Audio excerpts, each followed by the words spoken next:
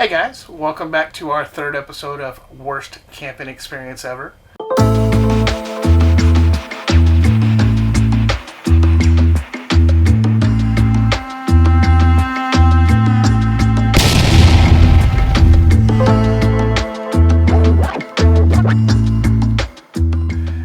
This week we have some veteran campers that are going to share some stories with us. Mel and Nette Duncan from Mel and Nette Living Zip Codeless. Check them out on YouTube. They've got a few interesting stories that they're going to tell you about. Interesting. So take a look and we'll share our thoughts along the way. Okay, so we want to talk about one of the worst days we had RVing. Yeah, we actually had multiples. Yeah, we had days. multiples. But we'll start off with our first and go from there. Yeah. But to get started, I'm Nettie. And I'm Mel. And we're with Mel and Nette Living Free Zip Codeless. Yes. So our worst day. One of the first. Worst days. What do you think? I believe we had a bumper pool then. Yeah, that was our first rig. First rig. Yeah. Didn't know too much about RVing. And we weren't full-timers at the time. No. We were part-timers, so we still owned our home. Yeah. And we were just going out for the weekend. Maybe right? once a month. Yeah. Something like that. Yeah. Yeah. And so we bought our rig. We headed out. And you were doing the normal thing. Hooking it up. Yep. When we got to our park, campground. Yeah, I hooked up the water, the electric, and the sewer. Yeah. And so I told Nettie go ahead and turn on the water. So I can purge it? Yeah, so she can let all the air out of the faucets. Yeah. And wasn't no water. And I'm going, well, let me shut it off, turn it back on. So I shut it off, took the hose off the hose bib, turn the valve on, water everywhere. Okay, we got plenty of pressure, put the hose back on, turn it back on. You sent me back inside. Sent her back inside, and she said still no water. Well, then we noticed on the rear of the rig, water was coming out everywhere. It was gushing out the bottom of the rig. Yeah, and we're like, what's it coming out there for? So shut the valve off. But when that started, in the bathroom, which we didn't realize, the bathroom was in the back of the RV, water started just running on the floor like a little river. Everywhere. And we're like, oh my gosh, what just happened? Yeah. And what we found out was there was a water filter under the sink in the bathroom behind a false wall panel. Yeah. That you had to take off that we had no idea was there. When we went through the walkthrough, they never told us there was a filter inside there. So wintertime, we winterized, which we thought we winterized, but apparently there was still water in there. So yeah, we had a few days of freezing, that froze and it cracked that canister, and then that's where water was gushing everywhere. Yeah. And this actually, like we said, we were just part-timers at the time when this took place. So it did do a lot of damage to our cabinet. Yeah, we weren't. We weren't. I mean, it was that expensive of a rig, so it kind of delaminated it was like particle board. Yeah. And the particle board started swelling and expanding, and it's like Jiminy. And so yeah. That was our first story. That was our first story. Wasn't a good one. So wow, that was, a gushing water out of the bathroom. Bathroom, that's never a good thing. Yeah. And to have a water filter that's behind a false wall, I mean, they didn't even tell you about it on the walkthrough. That's the bad thing. Exactly. And, hopefully, with this video series, people can learn from other people's trials and tribulations, and be your own best advocate when you're getting, especially a new rig at a dealership. You may get the walkthrough, but you may not get the explanation of everything, and you question it all. Put the questions to them. And we can definitely attest to that because when we got our new rig, we were so excited. we thought we did our research, we know everything, and everybody does. And the guy did the walkthrough, and he was like, oh, you know a lot about blah blah blah, but in the reality we didn't. Yeah, and I think because we seemed like we knew a lot, he didn't explain a lot. He kind of backed off the explanation because he thought that might offend us or something. I don't know. Yeah. But yeah, I mean, taking delivery, you need to know your rig inside and out, and definitely. At least with us, we were so excited, we just wanted to grab the rig and go, and you learn things along the way, and that's part of RVing, obviously. Oh, yeah. Finding out where the water pump is and how to turn certain things on and off. Yeah. Because every rig is different, so definitely keep those owner's manuals handy. Oh my gosh, yeah. So this one highlights another issue that as an RVer, you definitely have to keep an eye on your rig and do your pre-trip inspections. Now our next story, we actually went full time. This was October 2020. Of 2020. Yeah. So we're in a different rig. We were then in our Class A. Class A. Yeah, Travel Supreme. Right. So we headed out and we were making our way. Well, the day before, I turned on the TPMS. Yeah. And I checked all the tires because the tires were put on new. And so then one of the inner tires on the rear axle showed 0 PSI. And it was flat. And this the day before, and actually years prior to that, had no issue with the tire. But the day before we were going to go full time, the tire had no air in it. It was completely flat. Completely flat. I tried to put air in it, but it popped the bead, so I couldn't I didn't have enough pressure to make the tire beat up against the rim. And we had Coach Nette at the time? Coach Nette. So you called them and they sent a guy out. They sent the guy out, but also on the outer tire, there was a bubble. And apparently when they put the tire on, they're supposed to be careful with the tool, but they pinched the rib of the tire to go onto the rim, and it created a pocket inside. It had an air bubble on the outside. Well, after a while, right on the rib of the tire where it's supposed to go up against the rim, it had a 3-inch crack. Yeah. So luckily, I guess something was saving us because of that inner tire. So we called Coach Nette, and they said, yeah, we'll send somebody out. Should be there in about 30 minutes. It was 5 hours later. Yeah.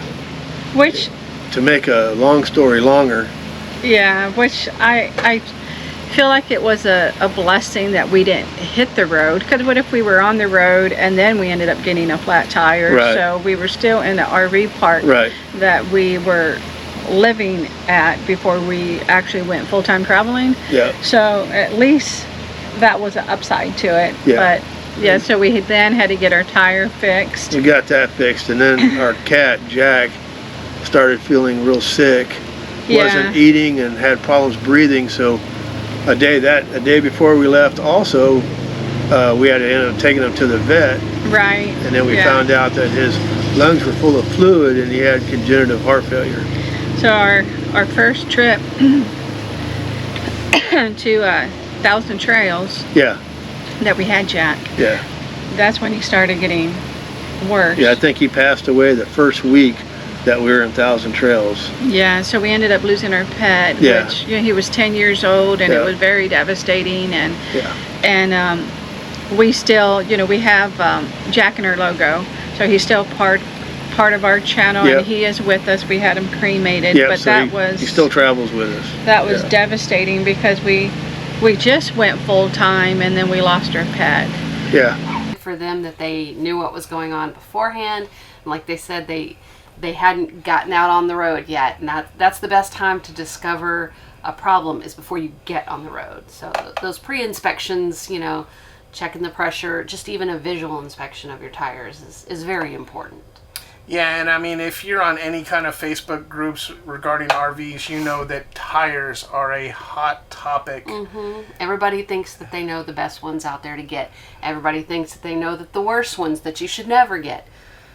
But, the main thing is being an interactive owner. You know, check your tires, inspect them, run a TPMS, you know, and try and identify those problems before you hit the road. Otherwise, you could make some horrible damage. All right, so first and foremost, we want to say we're sorry you lost your pet. I'm so sorry about your kitty. I mean, you just get on the road and you lose your kitty. I'm so sorry about that. Yeah. Pets are very important, especially to us. We travel with our dogs, so absolutely. we understand. We were making our way to Quartzsite. Well, we went to visit a few people. Yeah. Yeah, and then from Missouri, where we slowly made ourselves way to Quartzsite.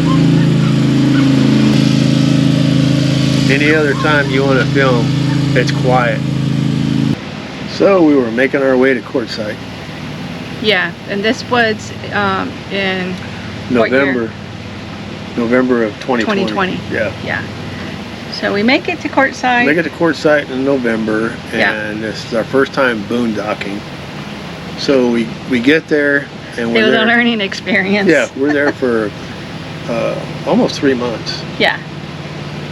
Yeah, 2.5, 3 months. So I'm in the shower. Every time I'm in the shower, something happens. So I'm in the shower, and then Nettie tells me, I heard a pop. I heard a pop. I smell something burning, and we don't have any power. At that time, we had 600 watts of solar. Yeah, but we did have the generator was on. Generator. We were running the generator. Yeah. Yeah.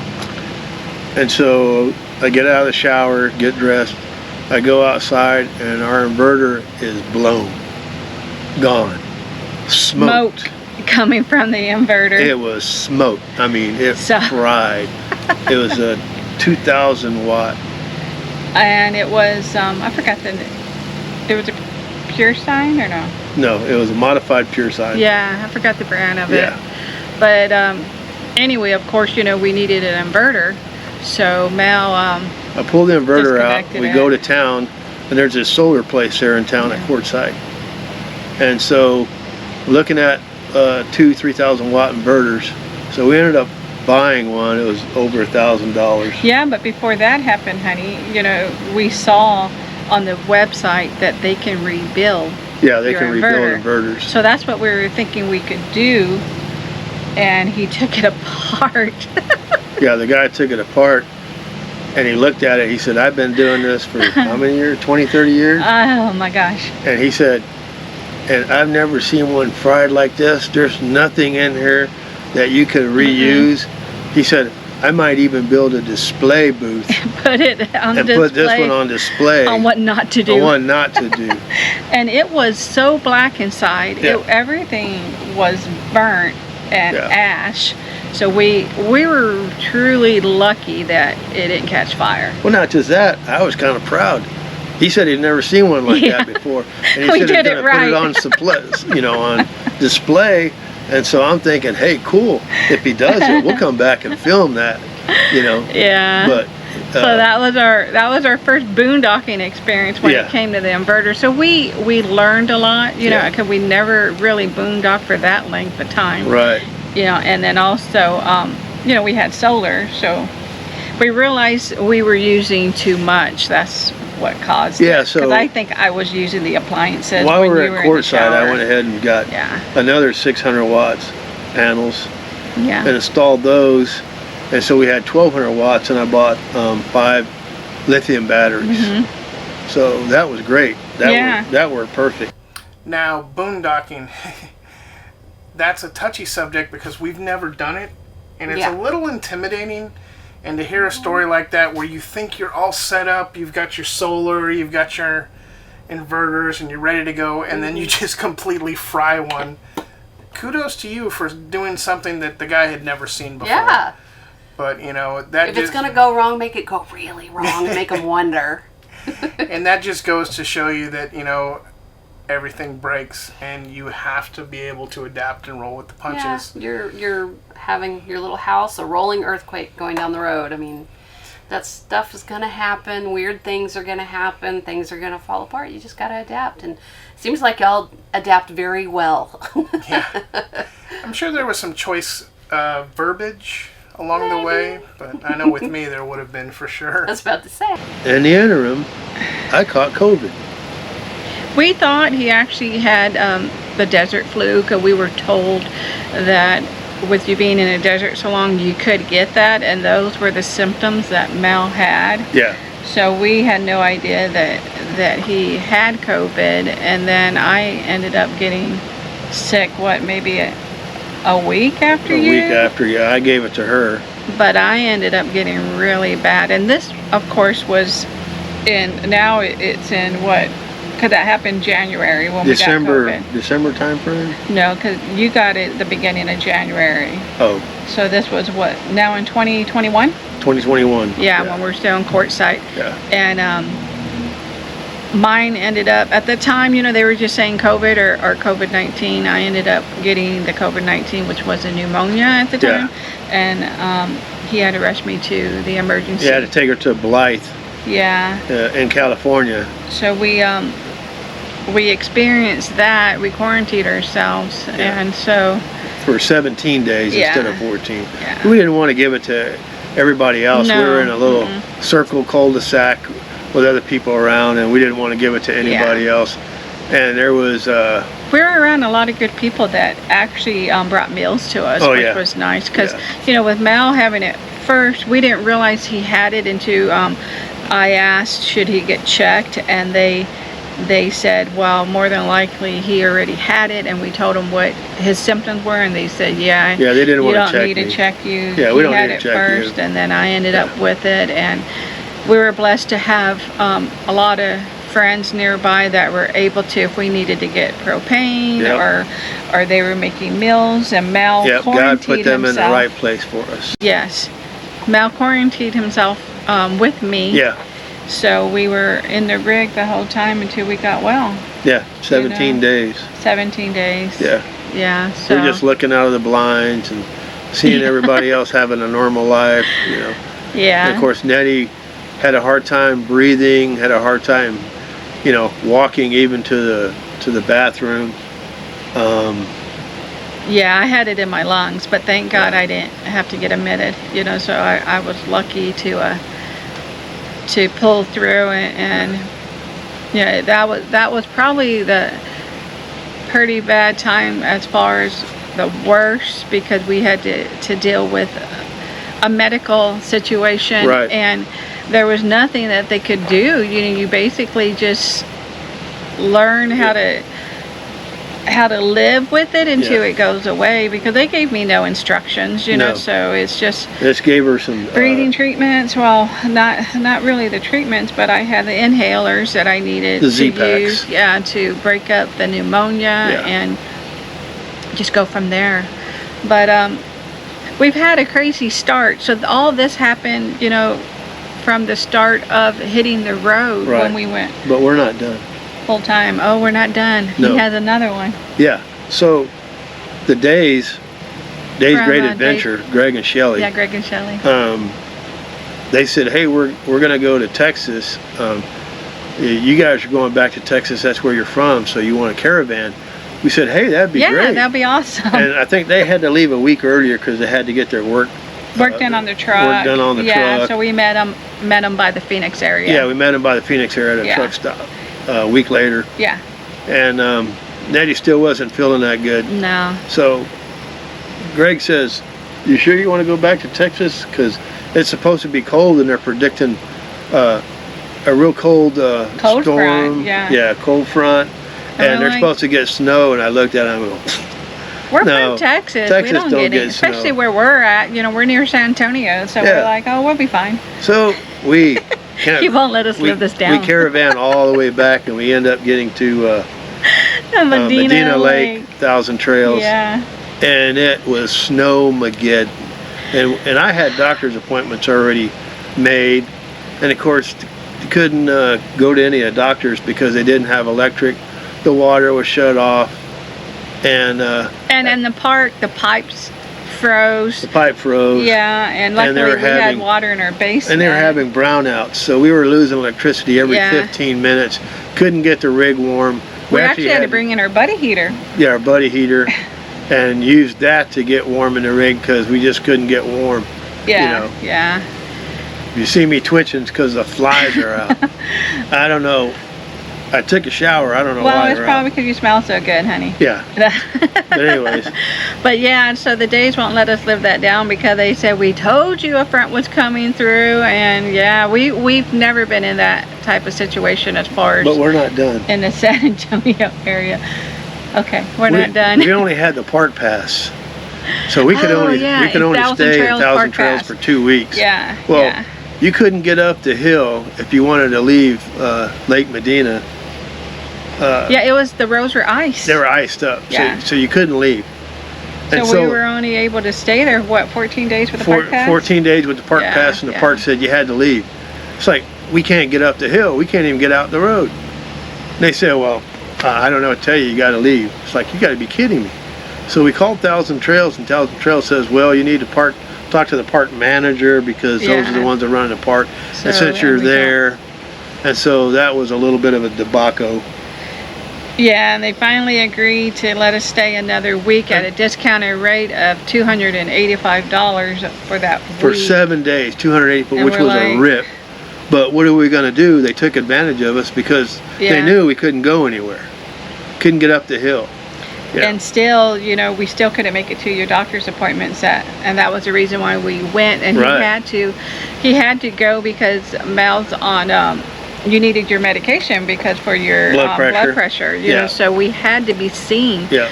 Which was 70 miles from the Thousand Trails to begin with. But so here we are on the week that we had to pay, thinking, okay, we're paying as a retail customer. We're out of the park system. So we should be out of the system as a Thousand Trail Right, paid 7 days cash. Yeah. And then we can come right back in and do another 2 weeks. That didn't happen. No. They didn't take us out of the system. Yeah. So we went around and around again, called the main number. Then again, had to talk to your park manager, because that's where you're at. And they said, okay, we can let you come back in as a Thousand Trail member, but only for 1 week instead of the 2 weeks. 2 weeks, yeah. So thank God we were able to get your appointments done and get out of there. You know, so that was definitely an ordeal that we had to deal with weather, doctor's appointments, and then the Thousand Trails. Snowmageddon, it was bad, really now bad. They are under new management. We've been back to that Thousand Trails, and we have discussed it to the new managers, and they said they should have never happened. Because it was an act of God, you know, as far as what took place. It was nothing that we did where we couldn't leave, you know. So yeah, they should have just honored it. But so really the only funny thing that happened when I finally got to the doctor's appointment, of course you had to wear a mask. Your significant other or spouse couldn't go in with you. It was only the patient, and then you had to sit 6 feet apart. And then of course, you know, we're wearing jackets because it's still like 30-something degrees outside, you know. And so I'm waiting in the waiting room, and they finally call. They called this individual, and he said, "Yep, right here." And so the nurse told him, "Well, go ahead and get on the scale." And he said, "Well, let me take my jacket off, because you know a jacket weighed 10-15 pounds, and it showed more weight than you normally are." That much. Yeah. So the nurse said, "Okay." So the individual takes his jacket off, throws it across his arm, and stands on the scale. And so I'm looking around like, is it just me, or is this guy still got his jacket weight with him? So the nurse just rolled her eyes, did the weight, told him, "Okay, go down the hall and go to the last room on the left." All I have to say to that is a woman would have never done that. Unbelievable. But anyway, those are our stories. We hope, and we're sticking to it. We hope you enjoy them. They haven't deterred us. You know, we're actually just hit 2 years being full-time travelers in our RV or in our bus now. We have a bus. We're working on our 3rd year now. Yeah. And you know, we're loving the lifestyle. So that's all. That's it. Right? So, yep. Thanks for sticking and around. we appreciate doing this collab and this Right. series. So thank you for inviting us. Right. And again, I'm Nettie, And I'm Mel. and what we like to say is one life, live it. Right. Right. And hope to see you down the road. Hope to meet you in person. Yep. Thanks for sticking around and watching us. Bye. Take care. Oh, it's COVID and Snowmageddon. Well, Go ahead. we definitely know where you're coming from. We live in Texas. Our home base is here. Yeah, we And- know about the Snowmageddon. We a little went, bit. We went through it as well. Yeah. Luckily, we weren't traveling. We ended up having to cancel a couple trips, or reschedule, I should say. And Rhonda got COVID around the same time that you guys did, and then I got it a few months later. But that weather is always the key with this video series. Weather has to play with a lot of things. Oh yeah, well, when you're traveling, I mean, that weather is a key component in your traveling. You always have to keep an eye out for that. And you guys said it well. Snow in Texas? That is not going to happen. He always says that, and what has happened the last 3 years now? I mean, come on. It's gotten a little crazy out there. Yeah. And the whole 1,000 Trails fiasco. Sorry you guys had to go through that. And I mean, That's really crappy of them. we've heard a few horror stories with 1,000 Trails, Yeah. in just our brief time RVing. And hopefully it'll get better. Yeah, for- luckily the new management y'all were dealing with said that should have never happened, and they realize it. So Yeah. hopefully they're on the way up and not, tanking with their customer service. Yeah. Well, guys, Mel and Nette, thank you so much for sharing your stories. Thank you. We appreciate it. Hopefully, everybody watching learns something from it. That's what this is all about. Yeah. We share our stories, we laugh, we cry. Hopefully, we learn from them. If you guys enjoyed this video, please like, comment, and subscribe. We appreciate that. We'd love to have you a part of our community and on our YouTube journey. So, until next time, We will see you out there. we'll see you out there. Bye. Bye-bye.